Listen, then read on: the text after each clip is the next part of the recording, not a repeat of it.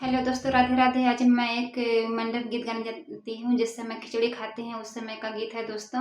अगर आप सभी को अच्छा लगे तो प्लीज़ लाइक करना, कमेंट करना और मेरे चैनल को सब्सक्राइब करना।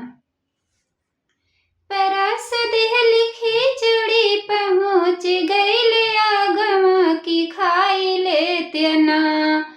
परस देहली खिचड़ी पहुँच गईले आगमा की खाई लेते ना। हमरे माड़ में खिचड़िया की खाई लेते ना। हमरे माड़ में खिचड़िया की खाई लेते ना।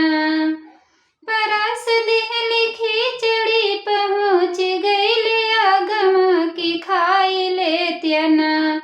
हमरे माड़ में खिचड़िया की खाई लेते ना।